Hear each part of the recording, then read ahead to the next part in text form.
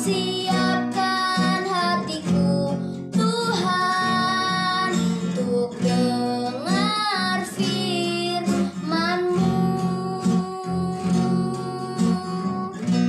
Ku siapkan hatiku Tuhan untuk dengar firman-Mu.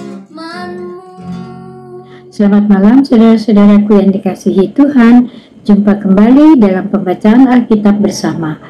Marilah kita berdoa sebelum kita membaca bagian Alkitab ini. Bapa di surga, kami mengucap syukur dan terima kasih atas penyertaan Tuhan dalam seluruh hidup kami pada hari ini. Dan saat ini kami berkumpul bersama untuk membaca bagian Alkitab yang Kau berikan bagi kami. Kuasa Roh yang Kudus memimpin kami sehingga kami mampu untuk mengerti akan maksud dan kehendak Tuhan melalui bacaan yang kami baca bersama. Terima kasih Bapa di surga, dalam nama anak-Mu Yesus Kristus kami berdoa. Amin. Bapak Ibu sekalian, bacaan kita pada malam hari ini terambil dari kitab Hakim-Hakim pasal 20 ayat pertama sampai dengan ke-22.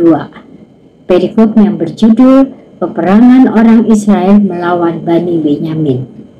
Lalu majulah semua orang Israel dari Dan sampai Berseba dan juga dari tanah Gilead, berkumpul umat itu secara serentak menghadap Tuhan di Mizpa.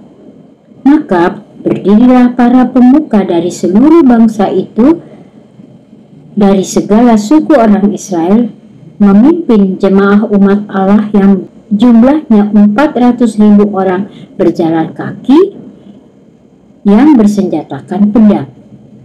Kedengaranlah kepada Bani Benyamin bahwa orang Israel telah maju sampai ke Mizpa. Berkatalah orang Israel, ceritakan bagaimana kejahatan itu terjadi. Lalu orang Lewi, suami perempuan yang terbunuh itu, menjawab, aku sampai dengan gundiku di Gibea, kepunyaan suku Benyamin, untuk bermalam di sana.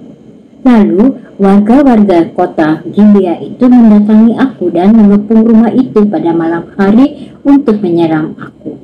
Mereka bermaksud membunuh aku, tetapi gundiku diperkosa mereka sehingga mati. Maka aku ambillah mayat gundiku, kupotong-potong dia dan kukirimkan ke seluruh daerah milik pusaka orang Israel. Sebab orang-orang itu telah berbuat mesum dan berbuat noda di antara orang Israel. Sekarang kamu sekalian, orang Israel, telah ada di sini. Berikanlah di sini pertimbanganmu dan nasihatmu. Kemudian bangunlah seluruh bangsa itu dengan serentak sambil berkata, seorang pun dari tiap-tiap 1.000, 1.000 orang dari tiap-tiap 10.000 untuk mengambil mereka bekal bagi laskar itu, supaya sesudah mereka datang dilakukan kepada Gibea Benyamin setimpal dengan segala perbuatan noda yang telah diperbuat mereka di antara orang Israel. Demikianlah orang Israel berkumpul melawan kota itu, semuanya bersekutu dengan serentak. Kemudian suku-suku Israel mengirim orang kepada seluruh suku Benyamin dengan pesan, apa macam kejahatan yang terjadi di antara kamu itu? Maka sekarang serahkanlah orang itu, yakni orang-orang Dursila yang di Gibea itu, supaya kami menghukum mati mereka, dan dengan demikian menghapuskan yang jahat itu dari antara orang Israel. Tetapi Bani Benyamin tidak mau mendengarkan perkataan saudara-saudaranya. Orang Israel itu sebaliknya, Bani Benyamin dari kota-kota lain berkumpul di Gibea untuk maju berperang melawan orang Israel.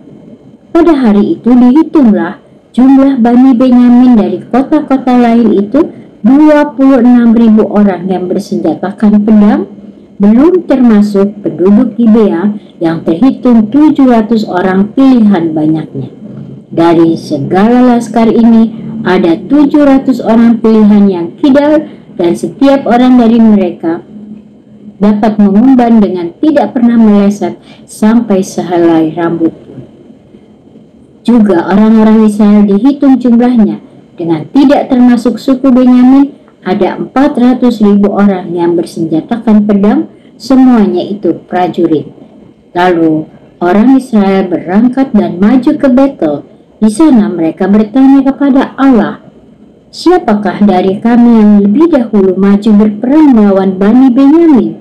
Jawab Tuhan, "Suku Yehudalah lebih dahulu." Lalu orang-orang Israel bangun pagi-pagi dan berkemah mengepung Gibea. Kemudian majulah orang-orang Israel berperang melawan suku Benyamin. Orang-orang Israel mengatur barisan perangnya melawan mereka dekat Gibea. Juga Bani Benyamin maju menyerang dari Gibea dan menggugurkan ke bumi 22.000 orang dari antara orang Israel.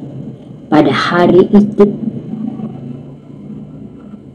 tetapi laskar orang Israel mengumpulkan segenap kekuatannya, lalu mengatur pula barisan perangnya di tempat mereka mengatur barisannya semula. Demikian jauh pembacaan kita pada malam hari ini. Kiranya kita semua boleh mengerti apa yang kita baca bersama-sama. Mari kita berdoa. Terima kasih Bapa di surga, karena penyertaan-Mu kami dapat menyelesaikan pembacaan kami pada malam hari ini. Pimpin dan arahkanlah kami menurut kehendak-Mu Bapa, sehingga kami dalam kehidupan kami sehari-hari, kami terus diingatkan untuk melakukan hal-hal yang baik dalam kehidupan sehari-hari kami. Dalam nama anak-Mu Yesus Kristus, Tuhan dan Juru Selamat kami mohonkan doa ini.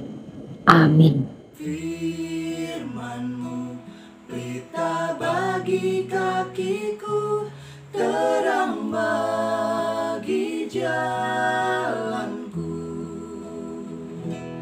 terang bagi